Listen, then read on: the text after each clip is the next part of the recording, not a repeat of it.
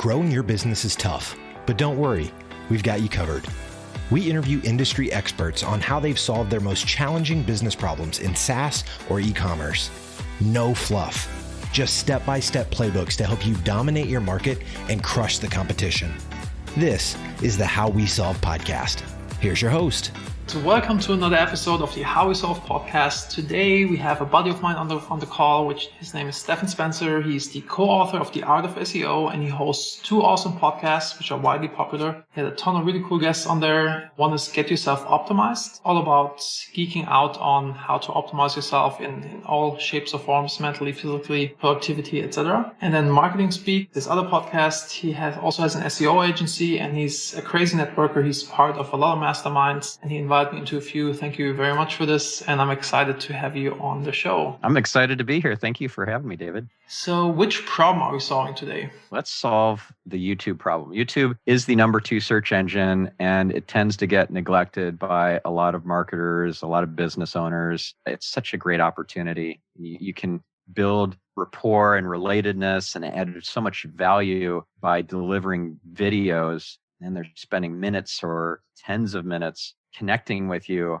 in that video format instead of just looking at some web pages for a minute and a half and then bouncing out. Awesome.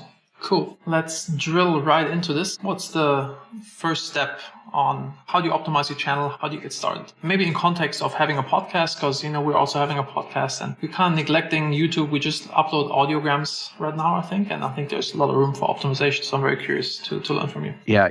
I had the same sort of situation as you for about 4 years or 3 years and a bit, something like that. I've been doing my podcast for 5 years now, into the 6th year. It started both shows in 2015. And I was just focusing on doing really good audio. So I didn't want to be distracted by having to worry about how do I look on camera, et cetera. And I was just missing a huge opportunity. I've finally broken through last week, 1,000 subscribers on YouTube. So that means I can, thank you, a silent clap there. That means I can turn on monetization on my channel. It means I get additional momentum and velocity of growth. It's really exciting. And also some money. Yeah, but the money is just a nice kind of bonus. Side effect. For me, it's a side effect. For many people, they make a living off of YouTube.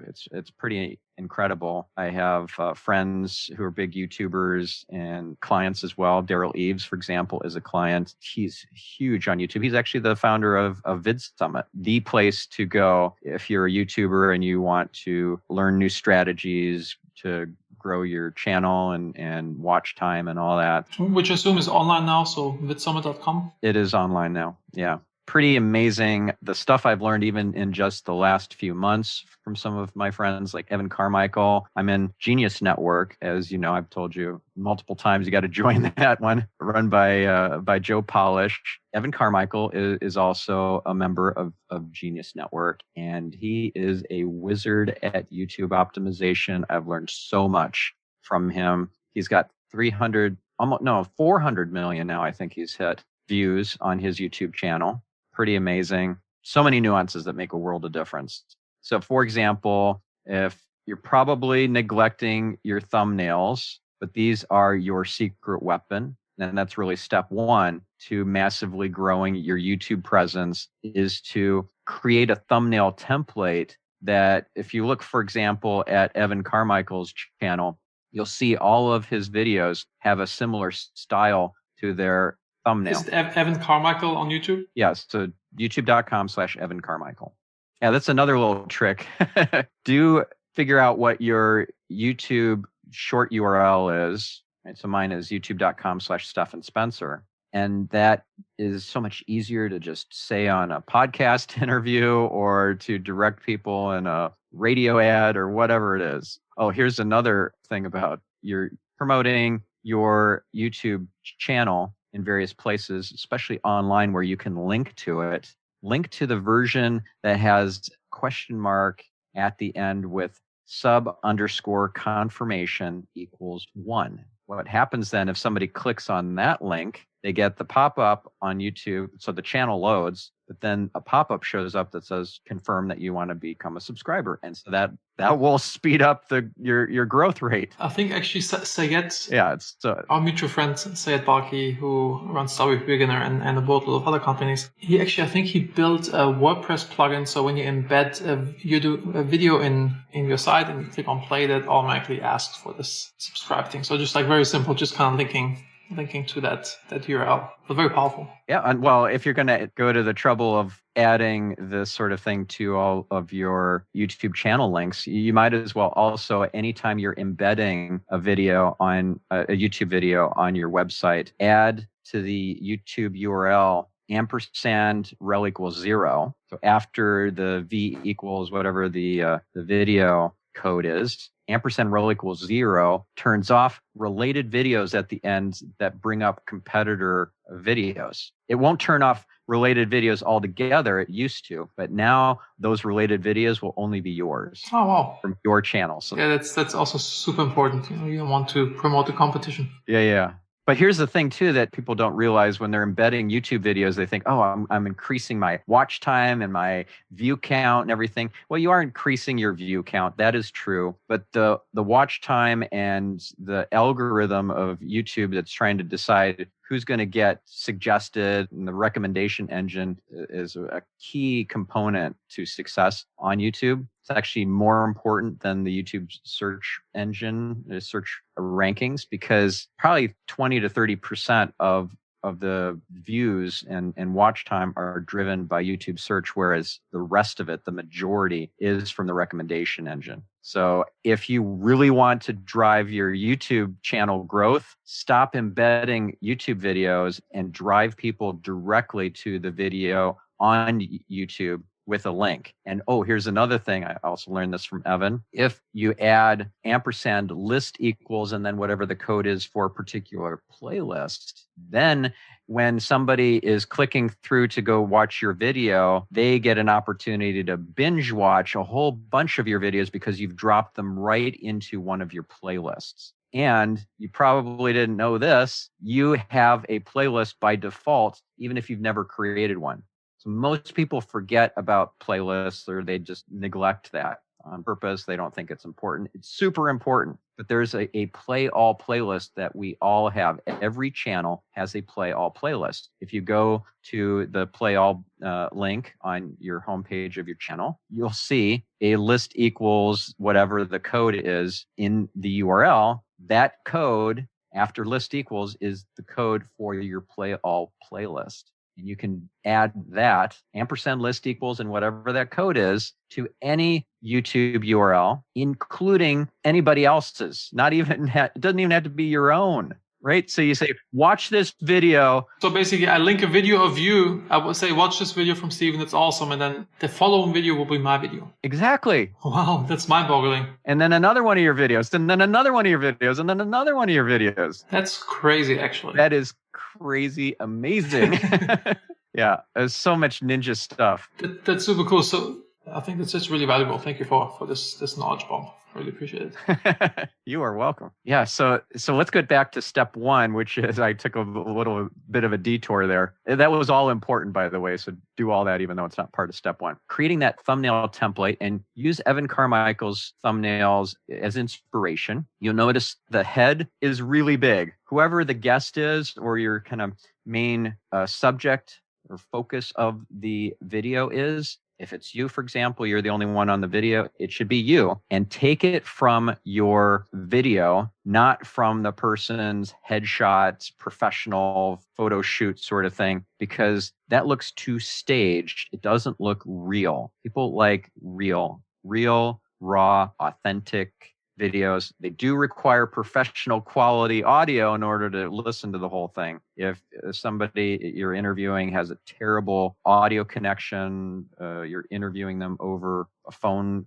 connection, right? So like a phone line instead of over the internet, or if they're using a poor quality microphone. Exactly. You want to have a super high quality mic for both of you, if at all possible. I know of podcasters who even send a free microphone to the guests, like a $60, $70 microphone as part of a wow package, right? A shock and awe box is what Dan Kennedy calls it, to the guest. Because if you interview the right kinds of guests, these are people who are going to be potentially joint venture partners or business partners, or they might become clients of yours. I was just interviewing somebody. or refer clients. Yeah. Last year, I think it was, I interviewed Carter Cass, who is the former CEO of Walmart.com. And next thing you know, he's referring people in his portfolio companies to me. He is part of a VC firm now. He left Walmart.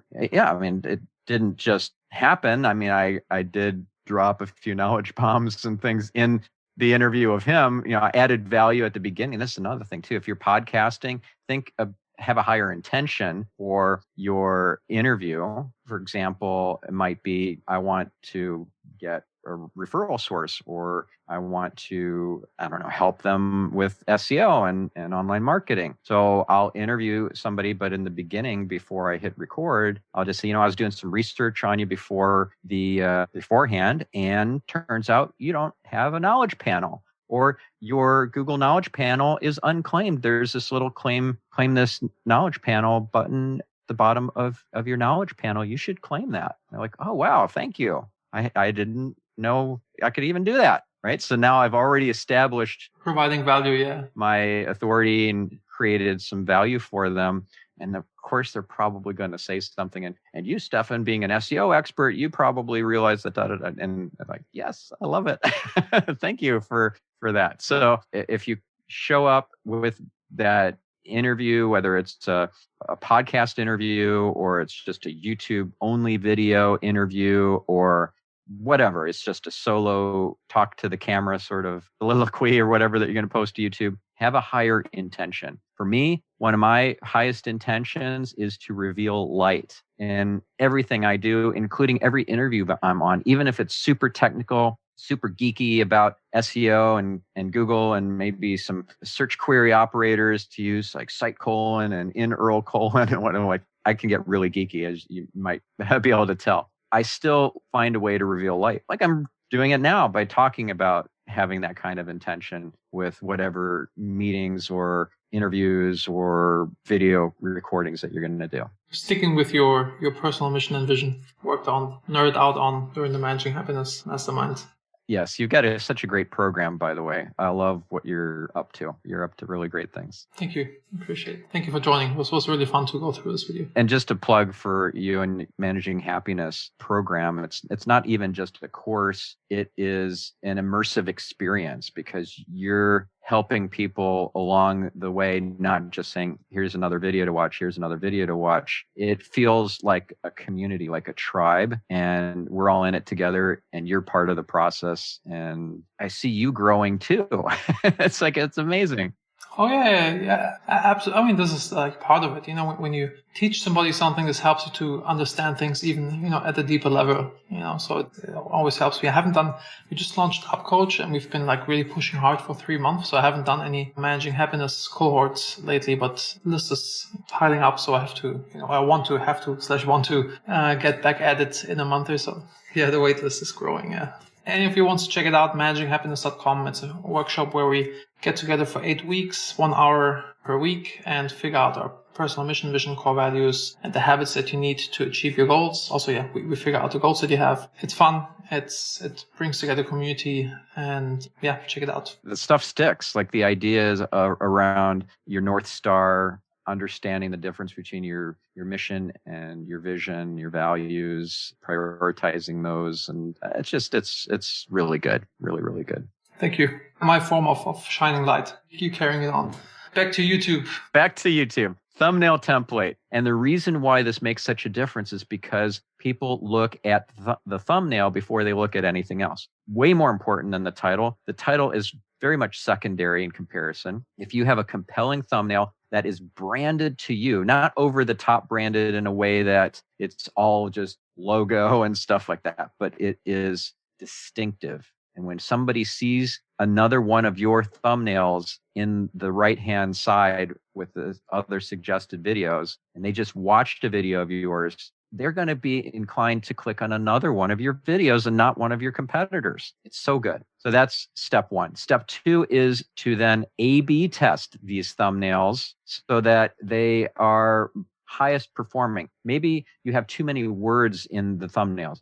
I wouldn't have like 10 or 12 words in there. It's too much to read, and you'd have to make the text too tiny in the thumbnail for the viewer. They wouldn't be able to really read it. It wouldn't be compelling. So maybe 1, 2, or 3 words, not 10 or 12. Going back to Carmichael's side, the 5 lessons, the only fact will change your life. It's like very to the point. Your 2021 assignment. Yeah, Amazon broke me. That's a great one with a very compelling and intriguing, curiosity-inducing statement there. If you create tension in the viewer, the YouTube user, they want to click because they want that tension to be relieved. I want to know what the heck broke. Like, how did Seth Godin? Yeah. Yeah, there's a big picture of his head. It's not like professional headshot, but it's real. It's from the video itself. And also notice the word broke is in a different color than Amazon and me. Oh, and they used an exclamation point. So having a contrast color, an accent color for certain words in the thumbnail text, super important. Also notice that the text in the thumbnail is different from the text of the title. Because if it's just the same text again, people will become numb to the titles. They won't even bother looking at it. They already saw kind of key point of the video in 2 or 3 words in the thumbnail. But if you're conveying something else that's super important for them, they will look at the title next. So something like Amazon broke me, intrigues me. Then I see this one decision can change your entire life. That's part of the title. And then ... Now I'm super intrigued. Like the curiosity gap is totally maximized because the punchline wasn't given away. The secret wasn't given away in either place. Now I want to watch the video. So you can test these and see which video thumbnails and titles perform the best using a tool called TubeBuddy. Okay, I was about to ask, how do you do this? So TubeBuddy, I think it's even a free tool. TubeBuddy.com. Well, you're probably going to want to pay. It's not expensive. There is a free level. Just pay for the premium level so that you can do proper testing and everything. It's totally worth it. You'll see things like, oh, this version, let's say take your original version of your thumbnail and you test it against this new optimized one that has the template as I just described. You might see, 200% increase in view count or watch time based on this new variant. Would you like to make that your new thumbnail? I think I would.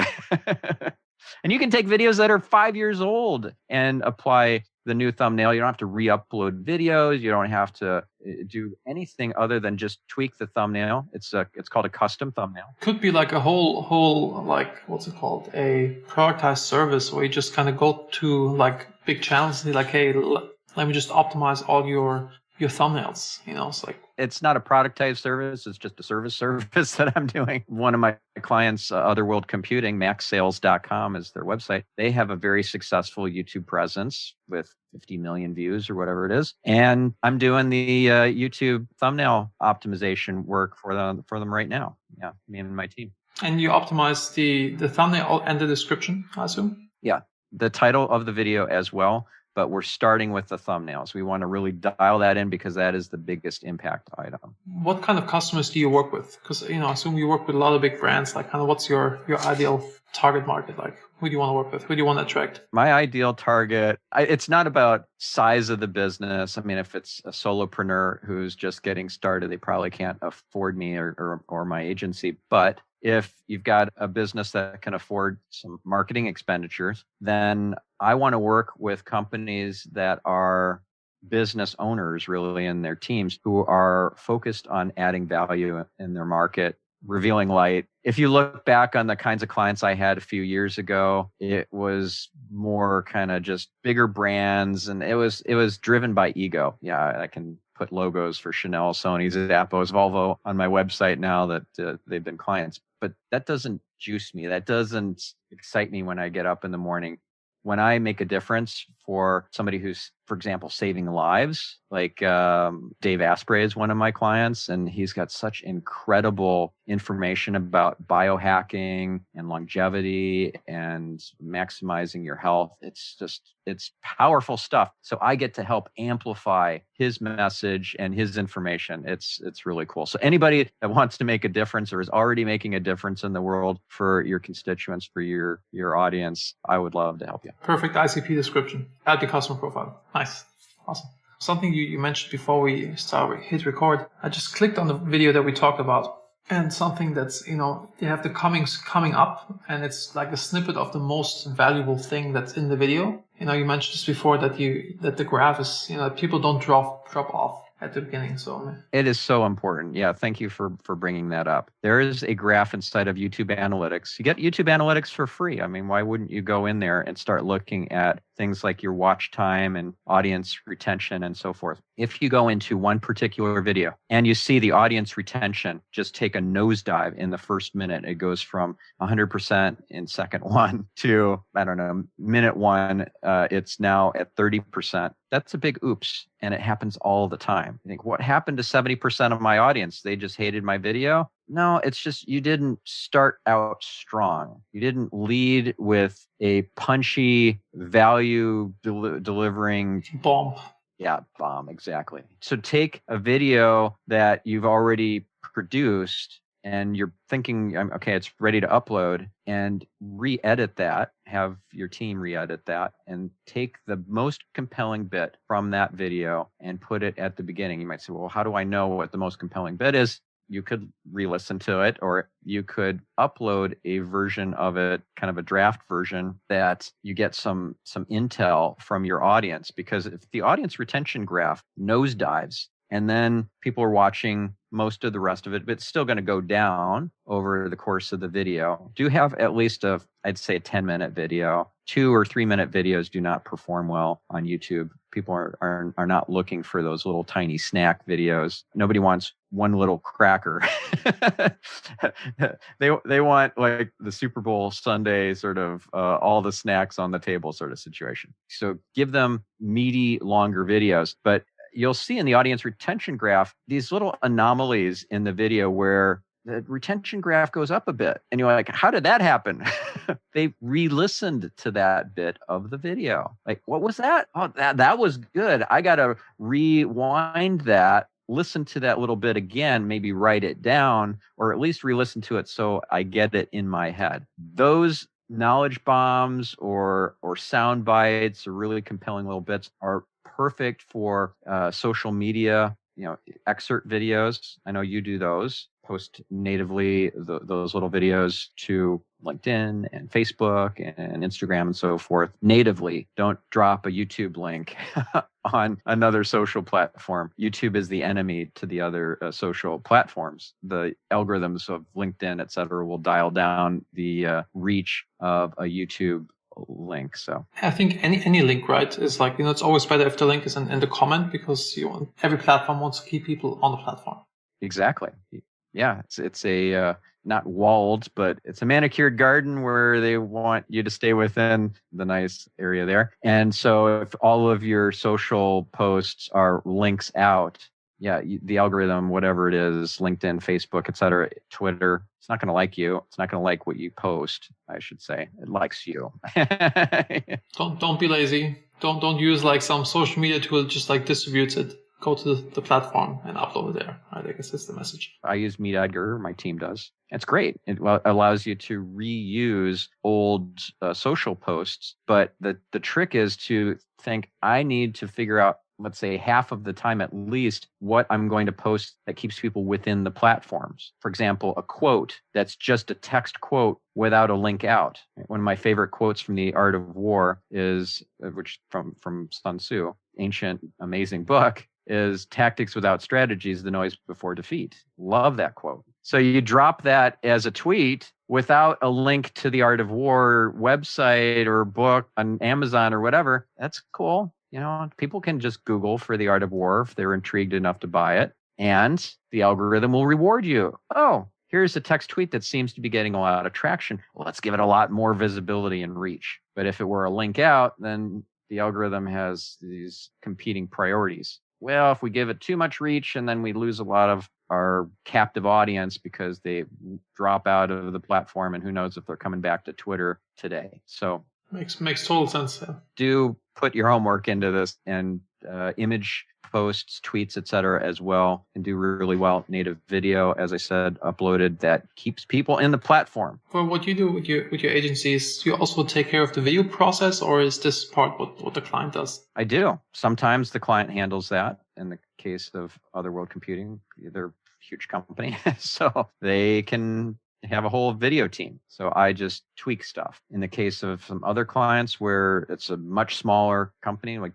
whatismyipaddress.com is one of my clients. Speaking out of turn to say this, because shared it on his interview on my show on Marketing Speak. When we started working together, he was at like $600,000 a year, and now he's doubled that. He's a 7-figure business now that he 100% accredits to me and the work that we've been doing together. So you could be a really small business and get a lot of impact without a big marketing spend. He spends a small amount of money on the video production work with my team. We use Lumen 5 as one of our tools. It is an AI-based tool that will take a blog post or article and extract out all the most punchy, important bits, the big headlines and so forth, and create a draft video for you. It will pull in stock photos, stock video, and music, put that in the background. It will create a whole video for you, and then you just tweak it. It's pretty amazing. That's crazy. So that's a great tool. It's crazy what's happening. Software is eating the world. It's really extreme. Oh my goodness. Totally. If we had another hour, we could talk about GPT-3 and OpenAI and how that's changing. Blog writing, etc. You could write a whole book. It can write poetry. It's amazing what it can do.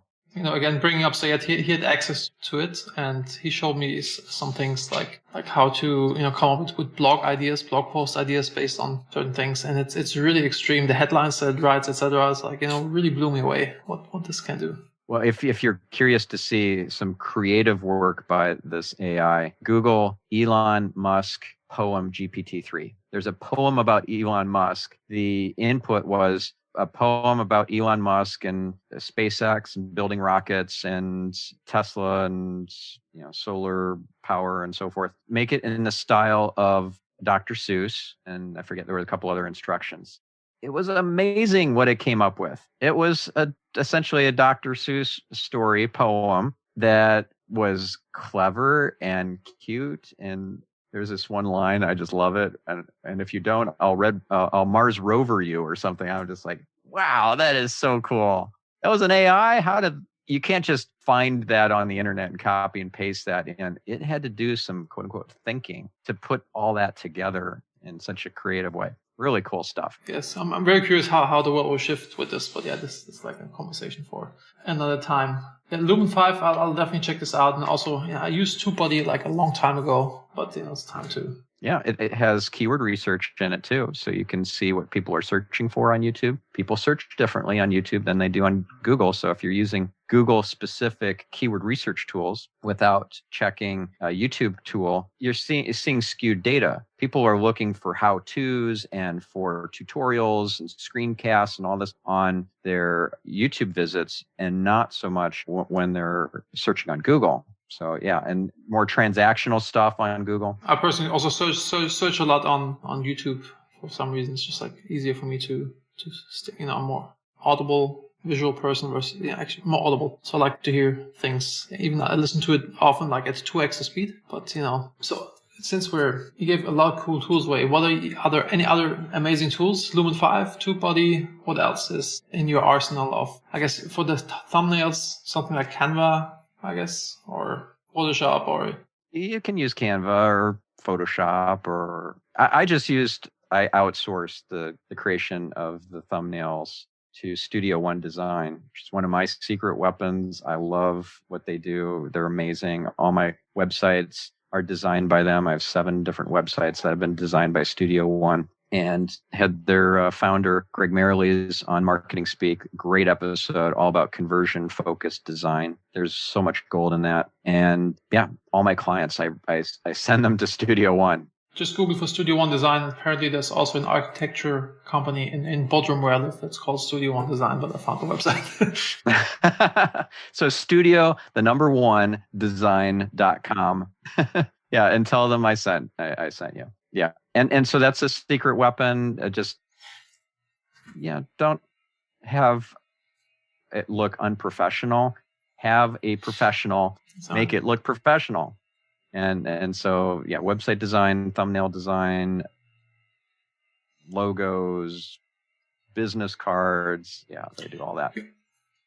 Also, this isn't really a tool so much as it's just an approach, is to think of your channel as something to optimize in addition to the videos themselves. So the channel, it has, for example, an About tab. The channel has a Community tab. Many channels have a blank Community tab. There's nothing there. It's a missed opportunity. The About tab, oftentimes there's nothing there. There's no description. You need a description there, or there's no links listed. Do you think there's a missed opportunity in terms of being ranked, or an opportunity of being just like, providing better value and like a complete picture for your audience? It's about getting a conversion event out of somebody being on your channel. So once they're already there, what action are they going to take? They're going to check out your About tab. More importantly, though, on your banner, if you have something action-oriented, like I have a 5-day challenge on SEO, and I have a webinar, and I promote those on my different social banners. So on LinkedIn, I'll have one banner versus on YouTube, I have a different banner. I think the one that I have on YouTube is the 5-day challenge, but it could be the webinar. Anyway, so that action-oriented banner can be further enhanced just by going to the About tab and adding under your links list. So there's a section on the About page on the About tab of your channel for links. And the very first one that you list with the anchor text that you use, the description text that you use, is what appears on the bottom right of your banner of your channel. And then all the other social chiclets and things that you see in many of these banners in the bottom right are because in the About tab, there are different channels listed. Their social presence is listed, like Pinterest and LinkedIn and Twitter and so forth. So if you don't list anything there, you miss out. Nobody's going to click on your other social channels or the opt-in for your free book or your 5-day challenge or your quiz or your webinar, whatever the thing that gets people into your funnel. That should be the very first link, because that will have the text there and it will be listed first in the bottom right of your banner. Always call to actions. Often when friends ask me like, hey, what can I do to optimize my website? Then I'm not like super internet nerds, and the first thing is always like, what's the call to action? What do you want people to do? And often there's just nothing, it's just so very low hanging fruit. Yeah, you got to get people into your funnel. It's your job to transform them, not just inform them, but transform them. How are you going to achieve that just by giving them a video? I mean, it's possible, but you have so much more opportunity to do that if they become part of your tribe.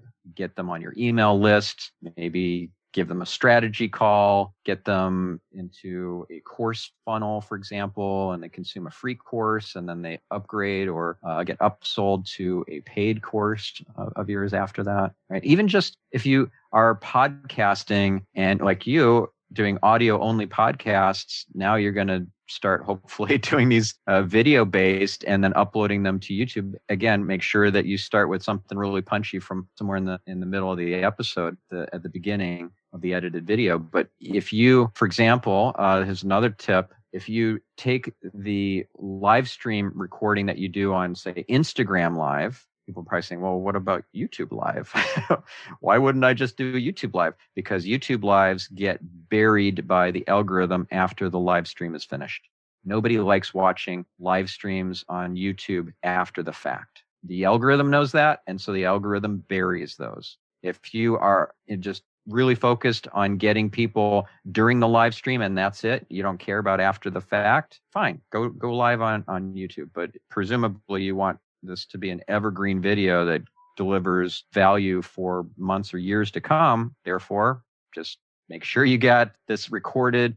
Do it on, if you're going to do a live stream, like say with a guest, do it on Instagram Live, because then their audience will get notified that they've gone live, and then you'll get exposed to a whole new audience that you hadn't gotten exposed to. Get some big Instagram influencers to be on your podcast, for example, and do it as Instagram Lives. Take the recording of that, save that recording on your phone, and then upload that to, put it in Dropbox, wherever, for your team to then change it's stacked vertically, the guest on top of you or whatever, put it side by side, take something punchy from the middle, put it at the beginning, add your little bumper and so forth, and boom, now you got a video to upload to YouTube. This podcast episode is basically the SOP for my team, to...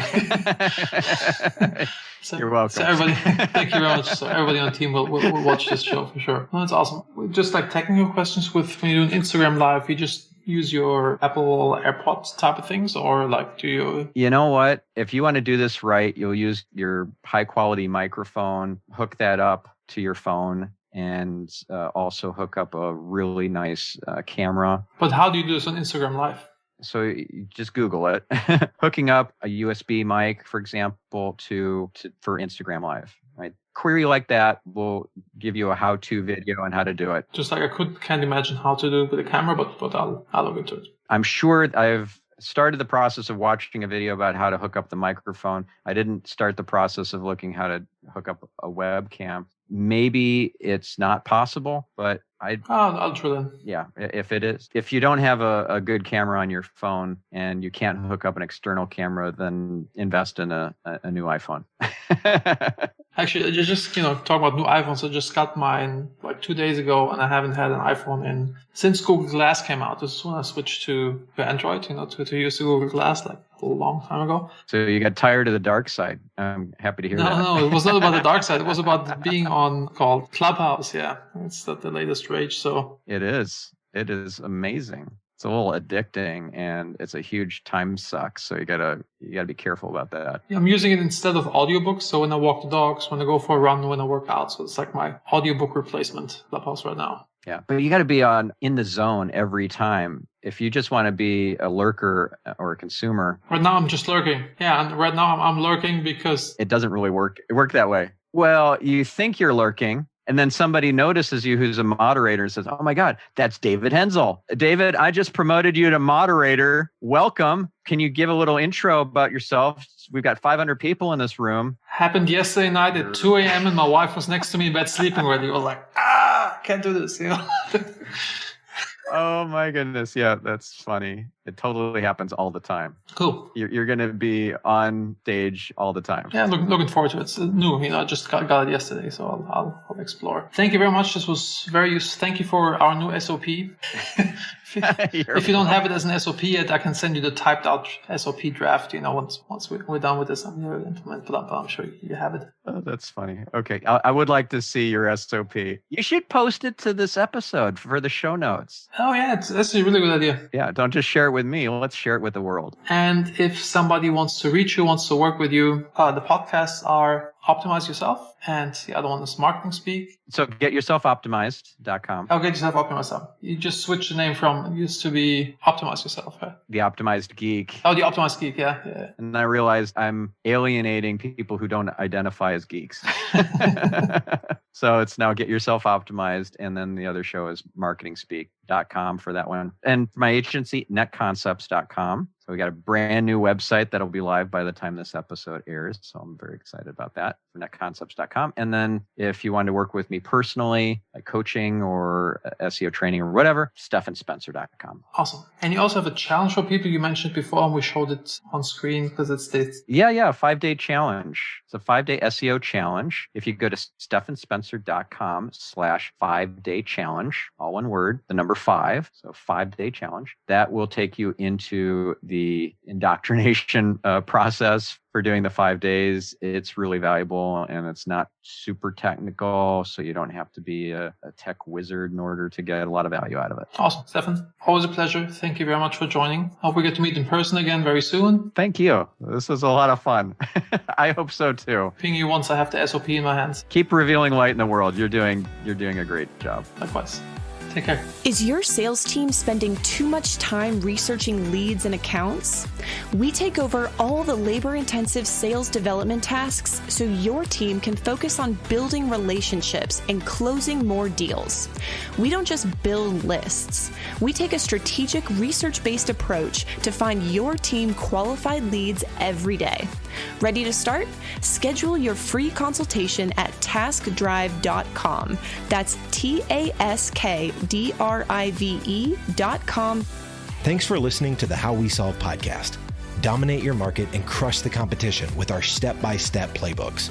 Subscribe right now in your favorite podcast player or visit howwesolve.com.